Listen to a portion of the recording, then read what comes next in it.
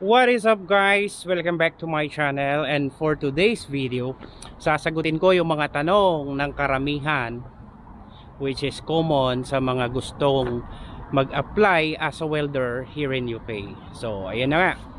Paano nga ba mag-apply dito sa UK bilang welder?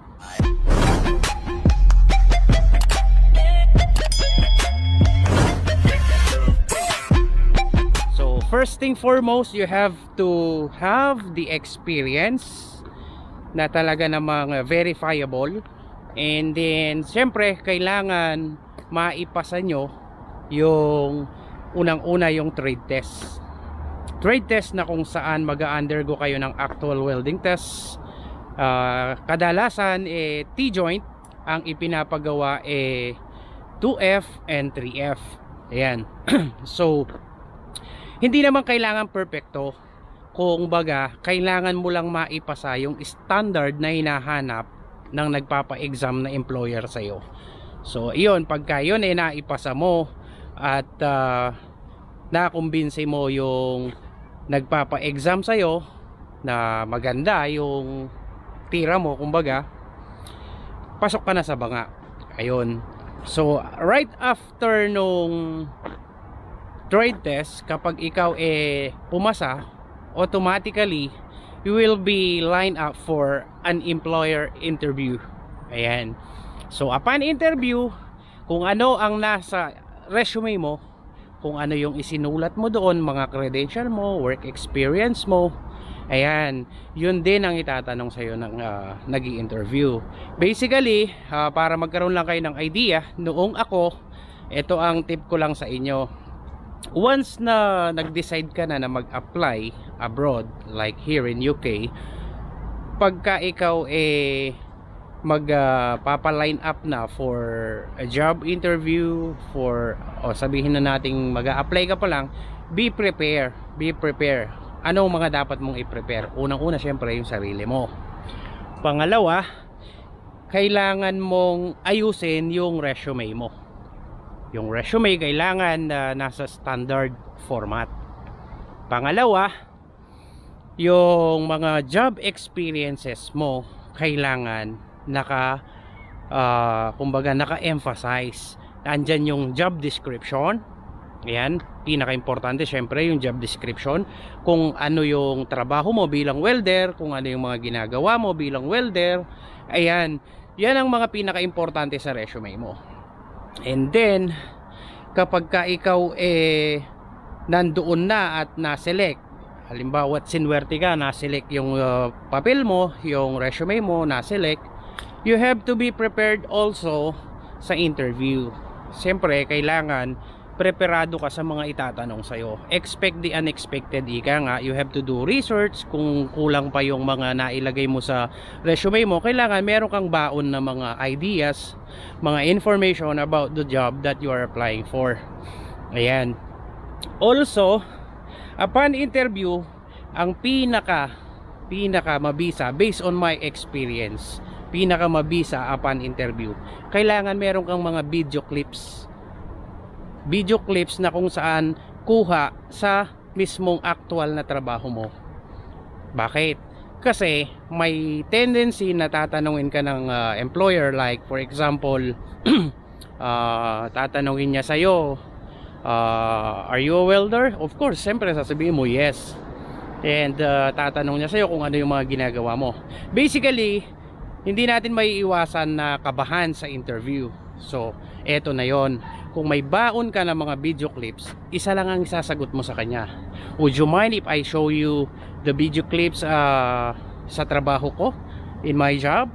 I can show you what I am doing inside my job, and you can see what I am doing, kung anong klaseng welding ang ginagawa ko. So you have to have that video clips para at least kung kabahan ka man sa pagsagot, ipapanood mo lang yun sa kanya. Right after that, magkakaroon ka ng puntos na tinatawag.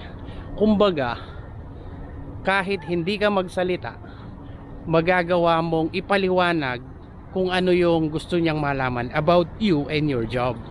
So by showing the video clips, pagkakaroon siya ng ideya na ikaw, trabaho mo talaga yon, di ba? So, wala ka nang idadagdag, as in na napanood niya na kung ano yung mga dapat niyang itanong, masasagot niya rin dun sa video mo, right? So, kumbaga, full pack na ang isasagot mo dahil sa mga video na ginawa mo. Alright?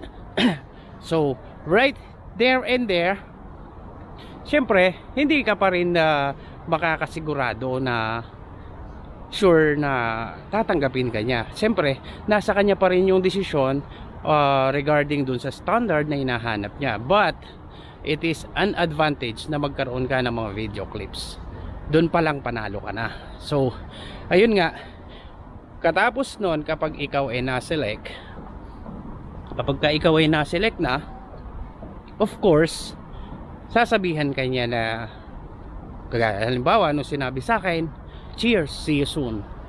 Syempre, dun pa lang, kumbaga, fulfilled ka na, diba?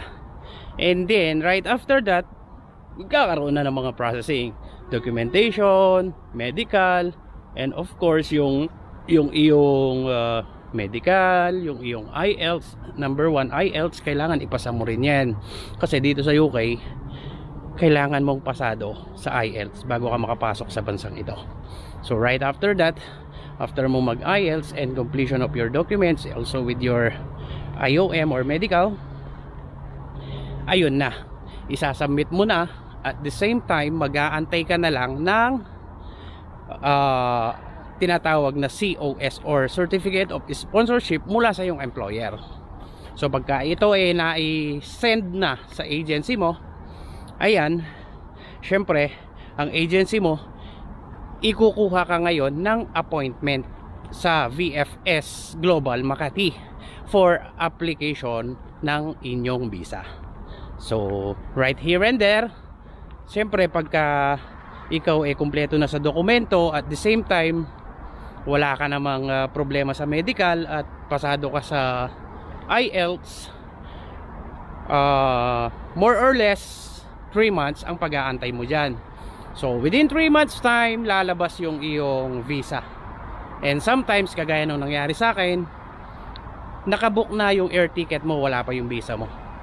So pagka labas ng visa, antimano, day after, fly away. Ganun lang kasimple ang pag-a-apply. And also another question, kung ano daw agency ang aking in-applyan, kung saang agency ako nag-apply. Ayan, para sa kaalaman ng karamihan na gustong magpunta dito sa UK. Nag-apply po ako sa Caves Treasure Manpower. Ayan, sa may Makati.